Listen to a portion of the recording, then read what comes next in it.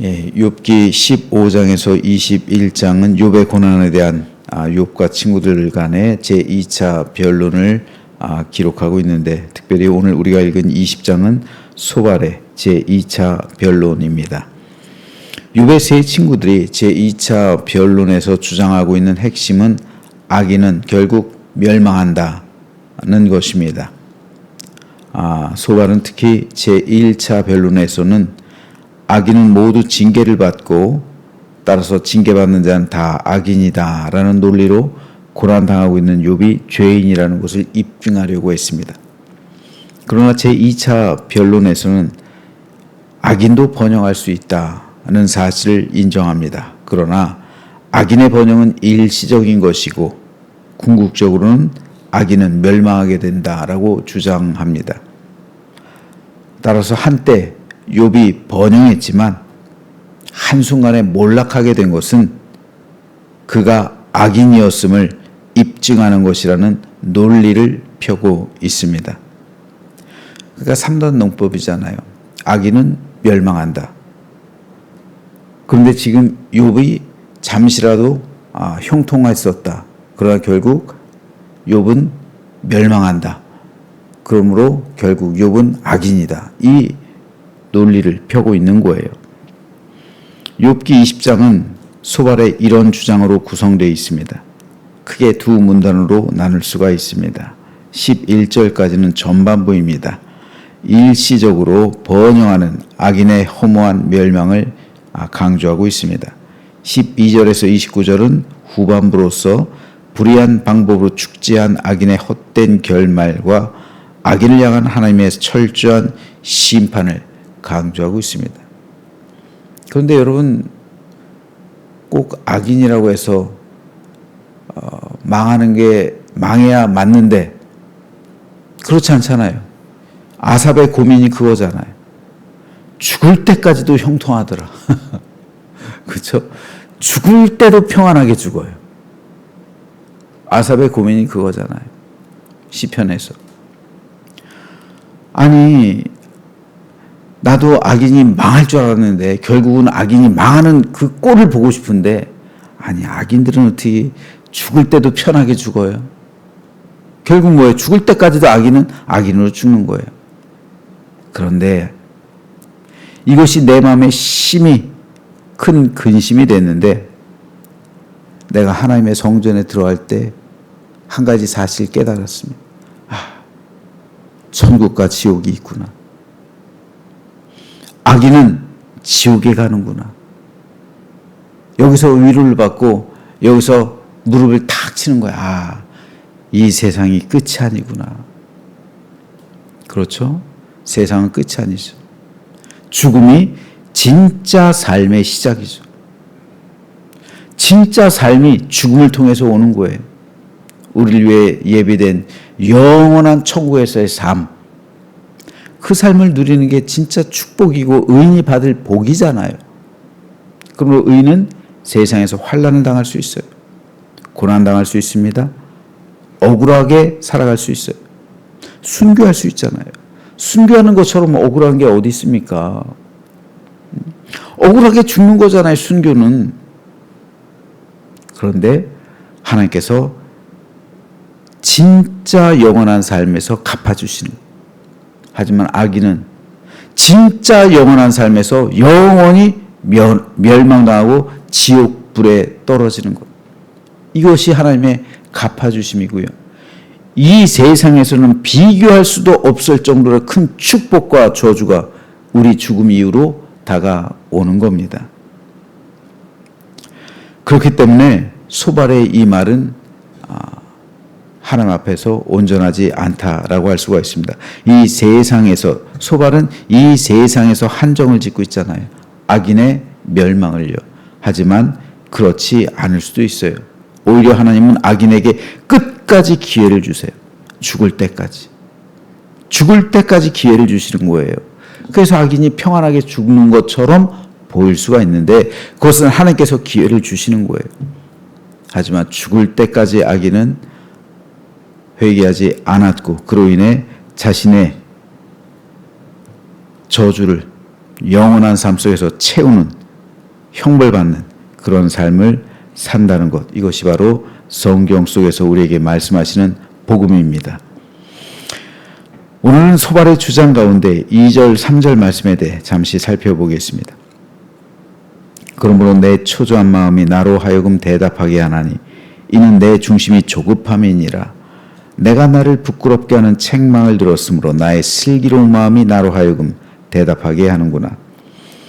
여기서 빌닷은 자신의 주장을 정당하기 위해서 두 가지 구절을 사용합니다.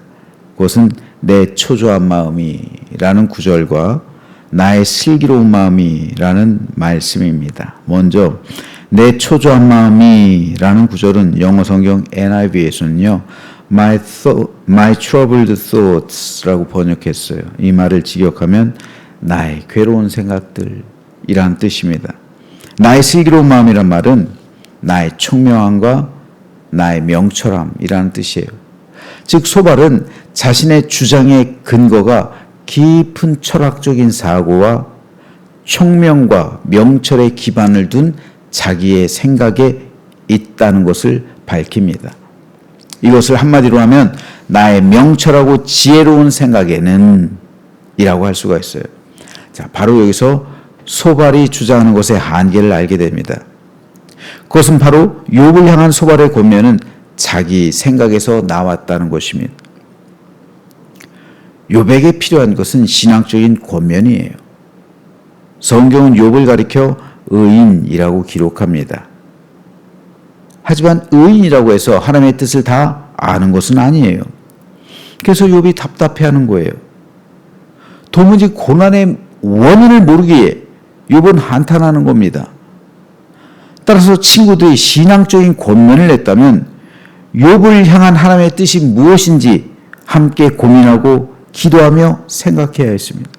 하지만 소발을 비롯한 친구들은 자기의 생각을 말했어요. 내 생각엔 욥은 이래서 저주를 받는 거야. 이렇게 말한 거예요. 각자의 생각을 이야기한 거면 내 생각엔. 대화의 출발점 자체가 잘못 설정된 겁니다. 친구들이 진정 믿음이 있는 사람들이었다면 하나님의 생각을 물었어야 되는 거예요. 하나님의 뜻이 무엇인지를 살폈어야 합니다. 하지만 친구들은 자기들의 생각을 말했어요. 그래서 욥을 위로하러 왔다가 불필요한 논쟁을 벌이고 도리어 욥에게 더 큰 상처만을 남겼습니다. 하나님은 이사야 선지자를 통해서 이렇게 말씀하셨습니다. 악인은 그의 길을, 불의한 자는 그의 생각을 버리고 여호와께로 돌아오라. 그리하면 그가 긍휼히 여기시리라. 우리 하나님께로 돌아오라. 그가 너그럽게 용서하시리라. 이는 내 생각이 너희의 생각과 다르며 내 길은 너희의 길과 다름이니라. 여호와의 말씀이니라. 이는 하늘이 땅보다 높음같이 내 길은 너희의 길보다 높으며 내 생각은 너희의 생각보다 높음이니라. 여기서 하나님은 하나님께로 돌아오기 위해서 두 가지를 제시합니다. 첫째, 멸망으로 향하던 길에서 돌이키라는 거예요. 그 길에서 죽음으로 향하는 그 길, 영원한 저주로 향하는 그 길에서 돌이키라는 거죠. 둘째로 자신의 생각을 버리라는 거예요. 그런데 우리는 길에서 돌이키는 것만을 회개라고 생각하는 경향이 있어요. 하지만 성경은 내 생각을 버리는 것 역시 회개라고 말씀합니다. 이에 대해 성경은 이렇게 말씀합니다. 육신의 생각은 하나님과 원수가 되나니 이는 하나님의 법에 굴복하지 않을 뿐 아니라 할 수도 없습니다. 성령으로 거듭나지 않으면 육신의 생각을 할 수밖에 없어요. 성령으로 충만하지 않으면 세상적인 생각에 사로잡힐 수밖에 없습니다. 이런 생각들은 하나님과 원수가 됩니다. 이런 생각은 하나님의 법에 굴복하지도 않고 하나님의 법에 순종할 수도 없습니다. 그래서 하나님은 회개의 조건으로, 회개의 조건 가운데 하나가 뭐예요? 거듭남의 조건 가운데 하나가 너희 생각을 버리라. 너희가 걸어가는 그 길에서 돌이키고 너희의 생각을 버리라는 거예요. 그렇다면 오늘 저와 여러분은 어떻습니까? 우리는 종종 내 생각에는 이라는 말을 사용합니다. 바로 그 말이 우리가 버려야 할 거예요. 내 생각이 중요한 게 아니라 하나님의 생각이 중요합니다. 내 뜻이 중요한 게 아니라 하나님의 뜻이 중요합니다. 사람의 생각은 육신의 뜻을 이룹니다. 하지만 성령님의 생각은 하나님의 뜻을 이룹니다. 그러므로 적지 않은 그리스도인이 실패하고 있는 게 바로 이 지점입니다. 내 생각으로 자녀를 양육할 수 없고요. 내 생각으로 교회에서 봉사하고 헌신할 수 없습니다. 내 생각이 아니라 하나님의 생각으로 자녀를 키울 때 성령께서 자녀들과 함께 하시고요. 내 생각을 버리고 예수님의 생각으로 교회에서 봉사하고 섬기며 헌신할 때 성령의 뜻이 이루어지고 교회는 그때 비로소 평안과 화평 가운데 기쁨과 축복을 누리게 됩니다.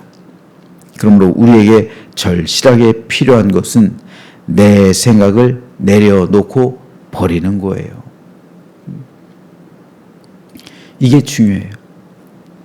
그래서 전 우리 기획위원회 할 때도 참 감사하고 회의가 기쁜 게 내 생각을 말하지 않고 하나님의 생각을 말하려는 노력들. 교회에서는요, 철저하게 하나님의 생각을 말하려고 노력해야 되는 거예요. 누가 말하려거든 하나님께서 말하는 것처럼 하라. 예. 누가 말하려거든 하나님께서 말씀하시는 것처럼 하라. 하나님께서 말씀하시는 것처럼 하기 위해서는 내 사고가 바뀌어야 되는 거예요. 내 생각이. 내 생각에는이 아니라 하나님께서 말씀하시기를, 하나님께서 말씀하시는 것처럼 하나님의 생각을 말해야 되는 거죠. 내 생각 전혀 중요하지 않아요. 내 뜻 아무것도 안 중요해요. 오직 하나님의 뜻, 하나님의 생각만이 중요합니다. 그래야 교회가 하나님의 뜻 가운데 운영되어지는 거예요. 그래야 하나님의 뜻에 순복하게 되고요. 우리 생각, 육신의 생각은요, 하나님과 원수가 되다니까요. 하나님의 법에 굴복하지 않아요. 할 수도 없어요. 그리고 오늘 우리는 내 생각을 내려놓고 버려야 합니다. 그리고 하나님의 뜻에 순복하고 성령의 생각으로 채워져야 합니다. 성경은 예수님의 성장 과정을 이렇게 기록해요. 예수는 지혜와 키가 자라가며 하나님과 사람에게 더욱 사랑스러워 가시더라. 어떻게 하나님과 사람에게 사랑스러워 가실까요? 지혜와 키가 자랐기 때문에. 키는 육신이죠. 지혜는 영적인 거예요. 성령께서 임하시니까 키만 자라는 게 아니라 성령의 지혜가 자랐다는 거예요. 성령의 생각으로 생각하는 믿음의 눈이 생기는 것에서 자라갔다는 거예요. 바로 이겁니다. 저는 우리 모두에게도 이런 성장의 역사, 믿음의 눈으로 보게 되는, 성령님의 생각으로 생각하는, 주님의 생각으로 사고하는, 그래서 하나님의 말씀을 하는 것처럼 말하게 되는 그런 믿음의 성장이 있게 되기를 소망합니다. 내 생각 붙들고 기도하면 응답이 없어요. 하지만 내 생각 내려놓고 기도하기 시작하면 하늘이 열리기 시작해요. 하나님은 우리 문제를 먼저 고치시기 전에 우리의 생각을 먼저 고치십니다.